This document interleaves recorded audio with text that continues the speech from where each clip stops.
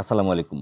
আজকের ভিডিওতে আমরা তুলে ধরব আপনি যদি কোনো সরকারি বা বেসরকারি চাকরির জন্য ইন্টারভিউ দিতে যান, হতে পারে আপনি একদম নতুন ফ্রেশ হিসাবে চাকরির ইন্টারভিউ দিতে গিয়েছেন বা আপনার বর্তমান প্রতিষ্ঠান চেঞ্জ করার জন্য কোনো চাকরির ইন্টারভিউ দিতে গিয়েছেন। এই ইন্টারভিউ বোর্ডে কোন কোন কথা কখনোই বলবেন না সেই বিষয় নিয়ে বিস্তারিত।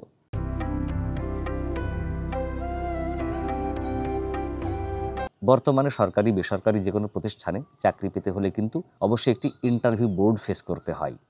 কখনো আবার এক্সপিরিয়েন্সড এমপ্লয়ীদেরও কিন্তু যখন চাকরিতে হায়ার করে নতুন করে নিয়োগ দেওয়া হয় তখনও কিন্তু ইন্টারভিউ ফেস করতে হয়। তাই ইন্টারভিউ ফেস করার জন্যে কোনো বয়স নেই, কোনো সময় নেই।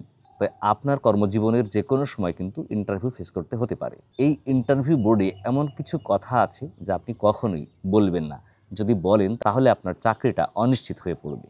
তো আমরা একে একে জেনে নেব সেই কথাগুলো কি। প্রথম পয়েন্ট, আমি এটা পারি না। এই কথা কখনোই বলবেন না যে আমি এটা পারি না। হয়তো আপনাকে কোনো প্রশ্ন করা হলো যেটা আপনার সাবজেক্ট রিলেটেড, আপনি বর্তমানে যেখানে কাজ করছেন সেই কাজ রিলেটেড, বা আপনি যে পেশায় ইন্টারভিউ দিতে এসেছেন সেই পেশা রিলেটেড কোনো প্রশ্ন করা হলো, কিন্তু সেই প্রশ্নের উত্তর আপনার জানা নেই। তখন আপনি সরাসরি কখনোই বলবেন না যে এই বিষয়টি আমি পারি না, এই বিষয়টি আমার জানা নেই। এটা না বলে আপনি বলবেন যে এই বিষয়টি সম্পর্কে আমার একটু ধারণা আছে বা আমি সম্যক ধারণা আমার আছে, আমাকে এই বিষয়টি নিয়ে আরও একটু পড়ালেখা করতে হবে, তাহলে আমি হয়তো আরও বেশি ধারণা পেয়ে যেতে পারবো। ২ নম্বর হচ্ছে, ভাইবা বোর্ডে কখনোই বলবেন না যে আমার মনে হয় এটাই সঠিক উত্তর, কিন্তু এটা সঠিক কিনা এটা নিয়ে আমার কনফিউশন আছে। অর্থাৎ আপনার যে প্রশ্নই করুক না কেন, সেটা আপনার জানা থাকুক বা না থাকুক, কখনো কোনো প্রশ্নের উত্তর দিয়ে আপনি এই ধরনের মন্তব্য করবেন না। তাহলে এটা কিন্তু আপনার আত্মবিশ্বাসের ঘাটতি প্রকাশ করে। আপনি এই বিষয়টা আসলে সম্যক ধারণার উপরে বলছেন সেটা প্রমাণ করে। কারণ আপনার প্রশ্ন যদি সঠিকভাবে জানা থাকে তাহলে উত্তর দিবেন, আর না থাকলে দিবেন না। কারণ তাহলে কী হবে, এটা আন্দাজে ঢিল মারা হবে। ভাইবা বোর্ডে কখনো আন্দাজে ঢিল মেরে ভুলভাল বুঝিয়ে ভাইবা বোর্ডে যারা উপস্থিত আছে তাদেরকে বিব্রতকর পরিস্থিতিতে ফেলাবেন না। কারণ খেয়াল রাখবেন, যারা ভাইবা নিচ্ছেন তারা আপনার থেকেও দক্ষ এক্সপার্ট। চাইলে আপনি তাদেরকে কিন্তু ভুলভাল বোঝাতে পারবেন না। তাই যে বিষয়ে আপনি কনফার্ম যে হ্যাঁ এটাই সঠিক উত্তর, সেই উত্তরটা দিবেন। আদারওয়াইজ আপনি উত্তরটাকে এড়িয়ে যাবেন, তবুও ভুলভাল উত্তর দিয়ে তাদেরকে বিব্রত করবেন না। ৩ নম্বর হচ্ছে, আমাদের স্যার আসলে এই বিষয়টি নিয়ে কখনো পড়াননি। হয়তো আপনি পড়ালেখা শেষ করে একটি সরকারি বা বেসরকারি চাকরি ইন্টারভিউ দিতে গিয়েছেন। আপনাকে আপনার পাঠ্য বই রিলেটেড একটা প্রশ্ন করা হলো। ওই প্রশ্নটা হয়তো আপনি পড়েননি বা পড়েছিলেন ভুলে গিয়েছেন, এখন মনে নেই। ওই প্রশ্নের উত্তর দিতে গিয়ে কখনোই বলবেন না আসলে আমাদের স্যারেরা এটা আমাদেরকে পড়াননি, ঠিকমতো শেখাননি বা ঠিকমতো বোঝাননি। কিংবা যদি এটা আপনার কর্মকালীন সময়ের কোনো প্রশ্ন হয়, কখনোই বলবেন না আমাদের বসরা এটা শেখাননি আমাদের বসরা আসলে এই কাজ করার সুযোগ আমাদের দেননি। প্রয়োজনে আপনি সুকৌশলে পজিটিভলি এই প্রশ্নগুলো এড়িয়ে যাবেন বা অপারগতা প্রকাশ করবেন। তবুও যারা ইতিপূর্বে আপনার বস ছিলেন, যারা আপনার শিক্ষক গুরুজন ছিলেন, তাদের সম্পর্কে নেগেটিভ কথা বলবেন না। ৪ নাম্বার হচ্ছে, আমরা স্বাভাবিকভাবেই ভাইবা দিতে গিয়ে একটু ঘাবড়ে যাই, ভয় পাই, টেনশান হয়। তারপরেও সেটা কখনোই আপনার চেহারায়, আপনার এক্সপ্রেশনে, আপনার কথার মাধ্যমে প্রকাশ করবেন না। কখনো বলবেন না আমি ঘাবড়ে গেছি, আমি খুব ভয় পাচ্ছি কিংবা টেনশানে আছি। আসলেই যদি আপনি ঘাবড়ে যান, ভয় পান কিংবা টেনশানে থাকেন, সেটা আপনি কখনোই আপনার ফেস দিয়ে, আপনার এক্সপ্রেশন দিয়ে, আপনার চেহারার মাধ্যমে প্রকাশ করবেন না। সব সময় স্বাভাবিক থাকার চেষ্টা করবেন। খেয়াল রাখবেন, যারা ভাইবা বোর্ডে আছে, যারা ভাইবা নিচ্ছেন, তারাও যদি কখনো কোথাও ভাইবা দিতে যায়, তাহলে কিন্তু তারা ঘাবড়ে যায়, টেনশান হয়, দুশ্চিন্তা হয়। এটা সবার মধ্যেই হয়ে থাকে, কম আর বেশি। এটাই মানুষের স্বাভাবিক প্রবণতা। তাই এটাকে বলে আপনি সেখানে আপনার নিজের আরেকটা দুর্বল সাইডটা প্রকাশ করবেন না। নাম্বার 5, ভাইবা বোর্ডে কখনো আপনার এমন কোনো প্রশ্ন করতে পারে যে প্রশ্ন সম্পর্কে আপনার সঠিক ধারণা নেই, আপনি কখনো শোনেননি, জানেন না। আবার হতে পারে যে তারা ইচ্ছাকৃতভাবে আপনাকে ভুল কোনো প্রশ্ন করছে, যে প্রশ্নটার কোনো ভিত্তি নেই, কোনো সঠিক না। তারপরেও আপনি কখনোই বলবেন না যে এই প্রশ্নটাই হয়তো ঠিক নেই।